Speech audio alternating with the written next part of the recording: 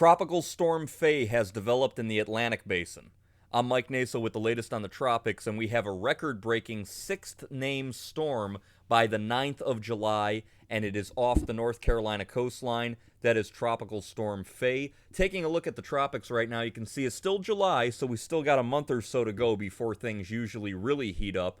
But we have Faye up here off North Carolina. We have a very good low-pressure area tropical wave moving into Nicaragua and Honduras. And I don't like the little northerly bump that has to its track. If that gets in the Bay of Campeche, maybe we'd have another storm. But right now it should move in and not do anything but rain. We have a couple of tropical waves out here that you want to keep an eye out down the road, because even if they don't do a lot now, they could eventually make their way up and do something later on. But right now, the main focus is Faye off the coast of Cape Hatteras. Here's the latest on Tropical Storm Faye as of 5 p.m. Eastern Time. It was at 35.5 north, 74.9 west, winds of 45. It's moving north at 7. And again, it will eventually have a slight northeastward track that should scrape it right along the coast of New Jersey and into areas of Long Island. Right now, anywhere from the New Jersey coastline all the way to Massachusetts needs to keep an eye out on Faye. We do have a tropical storm warning from Cape May, New Jersey, northward to Watch Hill, Rhode Island, including Long Island and Long Island Sounds. Okay, so we do have the threat of tropical storm winds, because remember, with Faye, the big threat is gusty winds to the right of where the center is. So if the center of Faye made landfall over Manhattan, you'd have tropical storm winds all the way towards Rhode Island and Connecticut, which is why we have those tropical storm warnings up. Now, the earliest arrival of these winds, it depends on if you get into the winds at all in areas of, say, Delaware. That would be tomorrow morning, maybe around 8 a.m. If it takes the left side of this cone, the winds would start much sooner in areas of Virginia, Maryland, Delaware, early Friday morning. If it takes a more rightward track, you're talking Friday night, and that would be areas of Connecticut, Massachusetts, Long Island.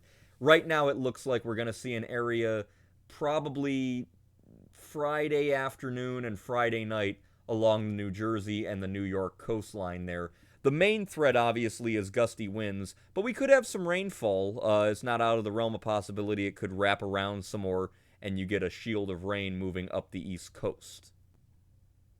Here's Faye on the visible satellite, and you can see the ill-defined center is right there, and most of the convection is on the right-hand side, so it is lopsided. And again, it does have wind shear. You can see these clouds here blowing towards it, and that's keeping Faye's center to the right, everything to the right of the center, and the west side is rather flat. Nevertheless, it is moving due north, and again, that track should bring it scraping up the New Jersey coastline right into areas of Long Island. So if you live in Staten Island, Fire Island, anywhere there along the areas of the New York, Long Island Sound, be on the lookout, because that's where we'll probably see landfall. Of course, right now it's about almost 200 miles south of Ocean City and moving on towards the north at about 7 miles per hour. Here's the radar, and right now, like I said, a lot of the rainfall is offshore. I'm not seeing a huge dramatic rain shield, but if you are a vessel out there, you'd want to be on alert, because obviously you don't need a strong storm to whip up those seas and cause a threat to life out there on the water. So nautical areas need to be totally in right now. If you're off the East Coast, I do not advise any charter fishing or anything off the areas there of Maryland or Delaware. Even New Jersey and New York over the next 24, 36 hours, let Faye get up and out of here, and then we can go back to stuff like that. But right now, rainfall not a huge concern, but as it moves north, it's moving slowly, so until it accelerates, you will have that threat of heavy rain.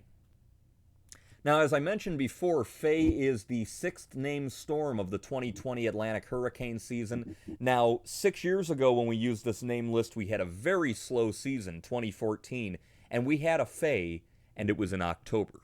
It's July 9th. So that tells you that this season is very, very busy. We've already had Arthur, Bertha, Cristobal, Dolly, and Edouard were crappy little storms. Now we've got Faye. The next name is Gonzalo. So we're making it far down the name list, and the official forecast from Colorado State has us with 20 named storms.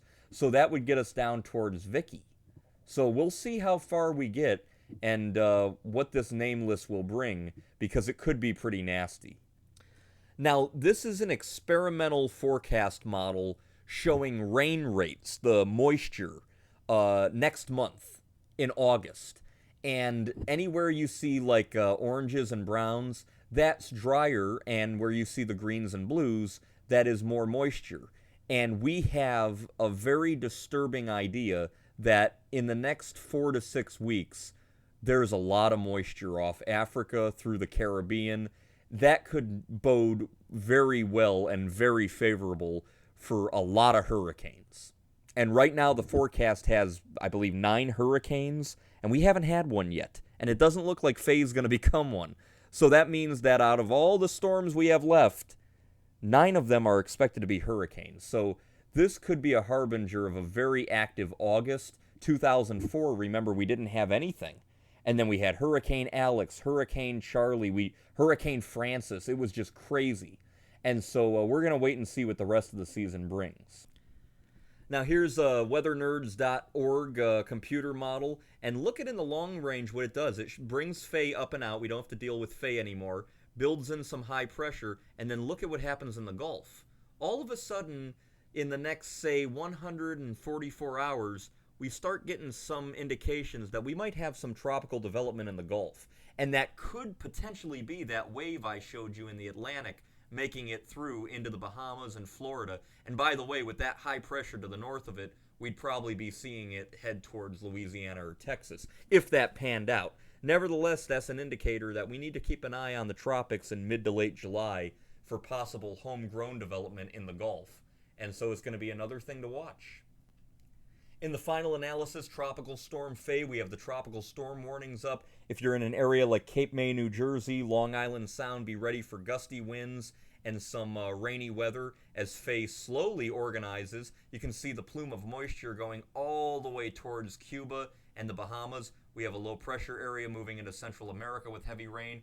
And watch these waves, because this could be that feature in the Gulf in about 6 to 8 days' time. We don't know yet. We'll have to keep an eye out.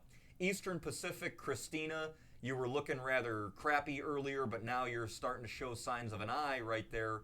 Christina's almost a hurricane. However, it should move out. You can see the stable and cooler water out here. We won't have to deal with it. Nevertheless, a well-organized tropical storm nearing hurricane strength in the Eastern Pacific. So I'm Mike Naso. That's the latest on Faye and Christina, and we'll keep an eye on the tropics. Stay tuned.